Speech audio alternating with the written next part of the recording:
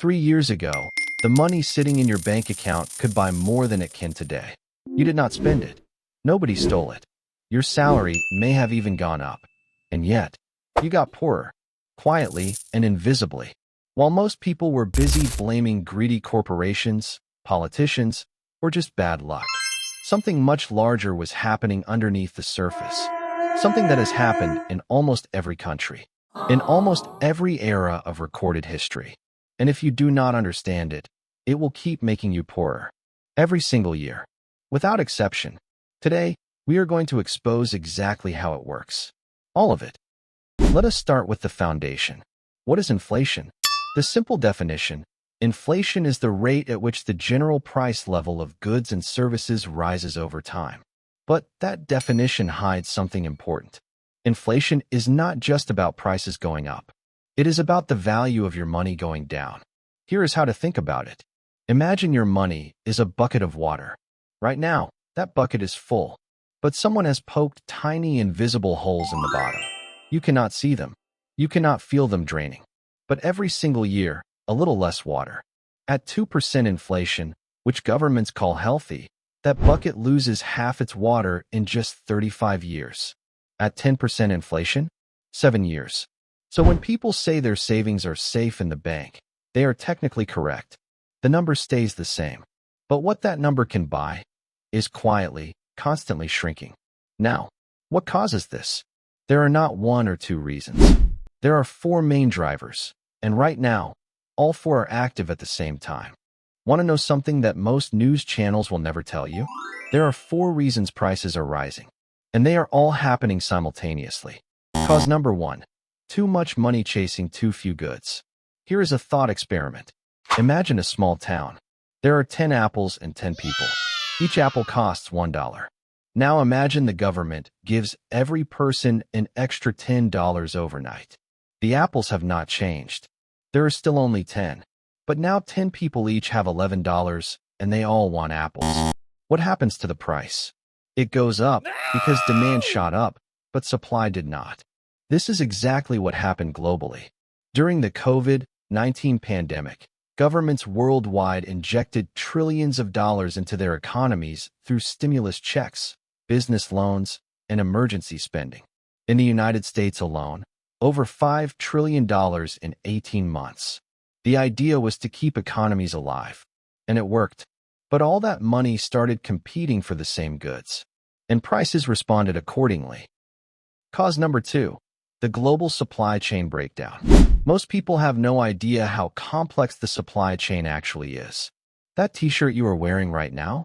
The cotton was probably grown in one country, spun in a second, dyed in a third, sewn in a fourth, and shipped to you from a fifth. This system is extraordinarily efficient when it works. When it does not, everything breaks. In 2020 and 2021, it broke. Factories shut down. Workers went home. Ships sat idle outside ports for weeks because there was no one to unload them. The world ran out of computer chips. Car manufacturers could not build cars. Electronics companies could not build electronics. Less supply. Same demand. Prices went up. And here is the part people forget. Supply chains take years to recover. The disruption of 2020 is still being felt today, in prices that have not come back down, and in industries that have never fully restocked. Now here is the one nobody wants to say out loud on television. Cause number three: greedflation. Here's a fact. In 2021 and 2022, as consumers were being told that inflation was caused by global forces beyond anyone's control, corporate profit margins in the United States hit a 70-year high. 70-year high. What that means is this.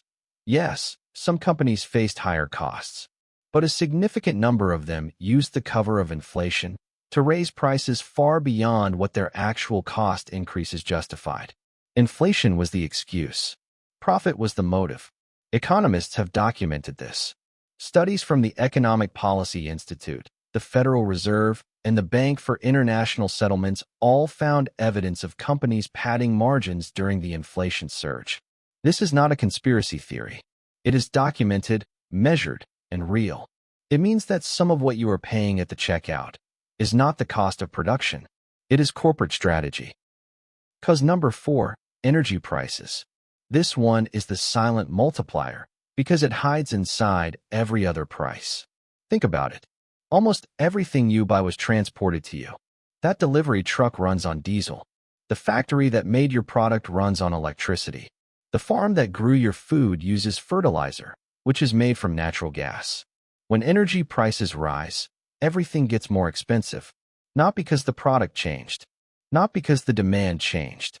Simply because the cost of making it and moving it went up. After the Russia-Ukraine war began in February 2022, global energy prices spiked violently. Oil, gas, coal, all surged simultaneously. And every product on every shelf absorbed that cost. You paid for it, not just at the petrol station, everywhere. Here is where this gets personal and uncomfortable. Inflation does not affect everyone equally, not even close. Imagine two people living in the same city, during the same economy, at the same time. Person 1 bought a house 10 years ago. Person 2 saved $20,000 in a bank account. Inflation rises. 5 years pass. The house owner complains about rising prices at the dinner table. But their property is worth 40% more than what they paid. The saver checks their account. The number is the same as it was 5 years ago. But what that $20,000 can actually buy has quietly, invisibly, shrunk. One person got richer through inflation. One person got poorer. Both lived through the exact same economy. The difference was not intelligence. It was not income. It was simply what they owned. If you own assets, property, stocks, gold, a business, inflation can actually increase your net worth because those assets rise alongside everything else. But if you are living on a fixed salary, if you are a pensioner on a fixed income, if you are keeping cash in a savings account and calling it security, you are losing ground every single month, silently. Here is the brutal arithmetic. If inflation runs at 8% and your salary rose by 3%, your real income fell by 5%. You did not get a pay cut in the traditional sense. Your employer may have even given you a raise. But your purchasing power, what your money can actually buy, dropped. The people who suffer most from inflation are always the ones with the least. The ones with no assets to hedge against it. The ones whose incomes move slowest. That is not an accident. It is a feature of how inflation works. So what do you actually do? Not theory. Not economics textbook answers. What do real people do right now? Let me be direct with you. You cannot stop inflation. You cannot vote it away or protest it out of existence. But you can position yourself to be less hurt by it. Step 1. Stop keeping excess savings in cash. Cash loses value in inflation. Consider moving money you do not need immediately into assets that at least keep pace. Index funds, ETFs, real estate, or commodities like gold. Even a small shift protects more than doing nothing. Step 2. Audit every fixed cost in your life. Subscriptions you are not using. Insurance you are overpaying for. Contracts that have auto-renewed at a higher price. Inflation hits hardest when you are paying for things on autopilot. Step 3. Invest in your income. In an inflationary environment, the most powerful move you can make is earning more. A new skill, a promotion, a side income. Your labor is an asset, and you should be increasing its value constantly. Step 4. Understand that this cycle ends. It always has. Central banks raise interest rates precisely to cool inflation. And while that process is painful, it works. The countries that experienced the highest inflation in 2022 have largely seen it fall significantly by 2024 and 2025. Inflation peaks, then it retreats. The people who get hurt most are the ones who panic, making rash financial decisions at the peak, or the ones who do nothing because it all feels too big and too overwhelming. Do neither. The next time you walk into a supermarket and stare at a price tag wondering how it got that high, remember what you now know. Inflation is not just a number economists argue about on television.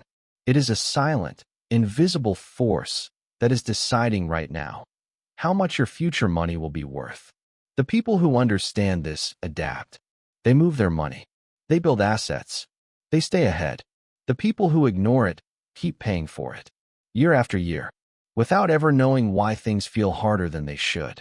You now know the difference.